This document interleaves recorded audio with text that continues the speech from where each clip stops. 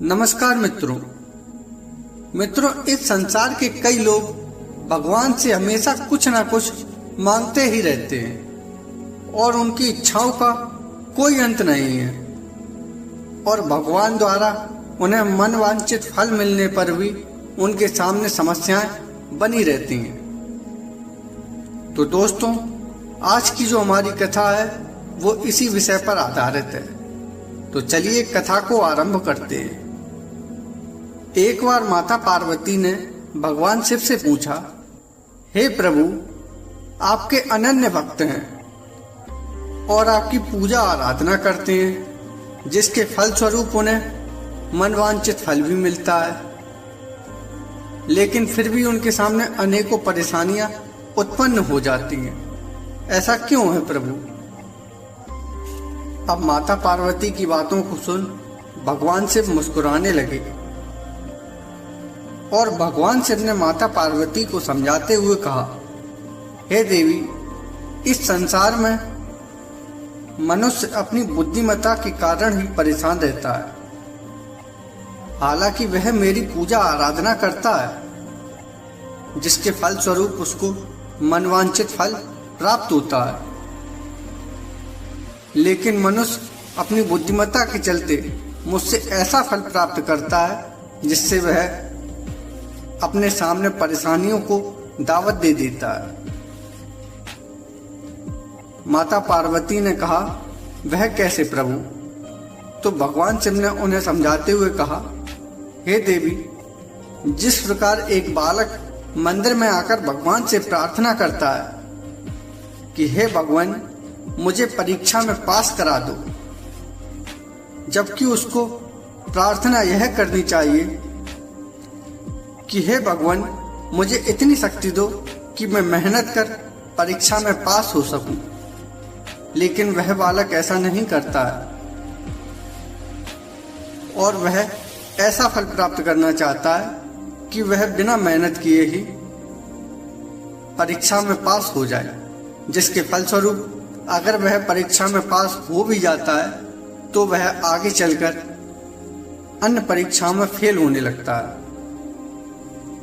तो माता पार्वती ने कहा, हे प्रभु, फिर मनुष्य को क्या वरदान मांगना चाहिए?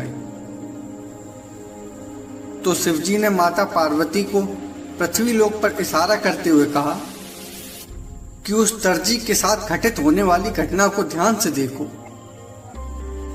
और तुम्हें स्वयं ही इसका उत्तर मिल जाएगा। वह दर्जी एक बहुत बड़े राज्य में रहता था। एक दिन उस राज्य का राजा भ्रमण करने निकला।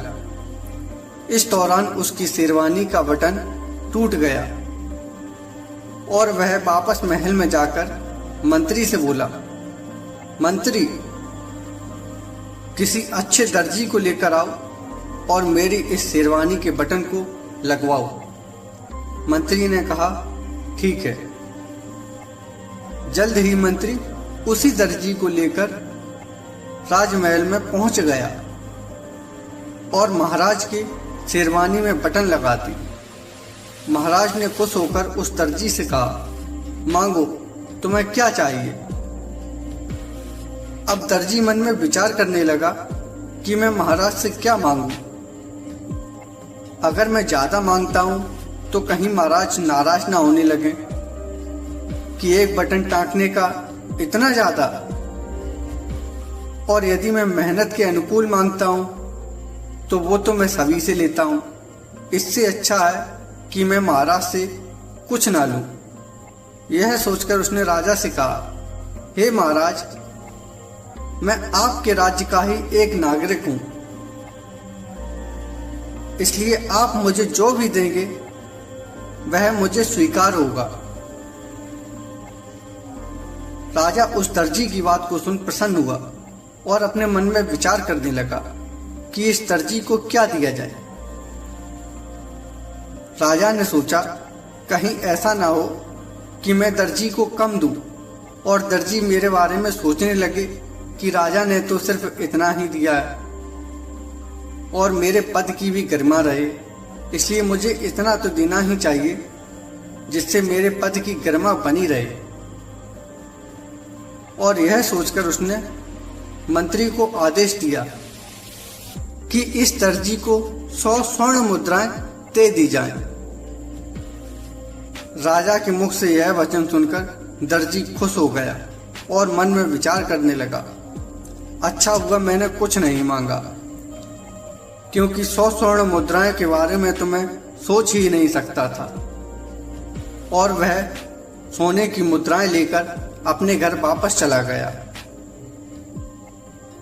जिसके बाद भगवान शिव ने माता पार्वती को समझाते हुए कहा, हे देवी, मनुष्य पूजा आराधना के बदले में अपने मनवांछित फल को मांगता है, जबकि मैं उसको बहुत कुछ देना चाहता हूं, लेकिन वह थोड़ा ही मांगकर संतुष्ट हो जाता है। और वह जो मांगता है उसके कारण उसको आगे के समय में अनेक परेशानियां झेलनी पड़ती हैं। भगवान शिव की बातों को सुन माता पार्वती संतुष्ट हो गईं। तो मित्रों, हमारे धर्म ग्रंथों में प्रत्येक समस्या का समाधान बहुत ही अच्छे ढंग से बताया गया है। उसको समझना और ग्रहण करना यह हमारे ऊपर है। हमारे संतों ने, महापुरुषों ने हमें यह बताया है कि भगवान से क्या मांगा जाए। श्री रामचरितमानस में तुलसीदास जी ने नारद जी की कथा का वर्णन करते हुए कहा है कि एक बार नारद जी भगवान विष्णु के पास उनका रूप मांगने गए। लेकिन नारद जी ने भगवान से क्या कहा, सुनिए, जय विधिनाथ होई हित मोरा, करऊ सो बेगी दास मुह तोरा। हे नाथ, जिस तरह मेरा हित हो आप वही कीजिए।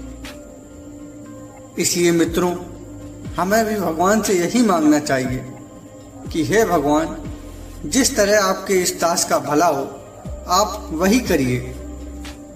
और जब आप ऐसा करेंगे तो आप देखेंगे कि आपके जीवन में खुशियां ही खुशियां हैं, क्योंकि भगवान आपके जीवन में आने वाले संकटों को पहले ही नष्ट कर देंगे। क्योंकि हमारे जीवन में जो समस्याएं आती हैं वो हमारे ही कर्मों के कारण आती हैं। और जब हम भगवान से यह वरदान मांगेंगे कि जिसमें मेरा हित हो आप वही करिए, तो भगवान हमें उचित मार्ग पर चलाए रखेंगे। तो दोस्तों, आपको मेरे द्वारा कही हुई यह कथा आपको कैसी लगी, नीचे कमेंट बॉक्स में कमेंट कर जरूर बताएं। और यह कथा अपने दोस्तों के साथ अवश्य शेयर करें। और दोस्तों, वीडियो को लाइक जरूर कर दें। तो मिलते हैं आगे आने वाली कथा में, तब तक के लिए राम राम।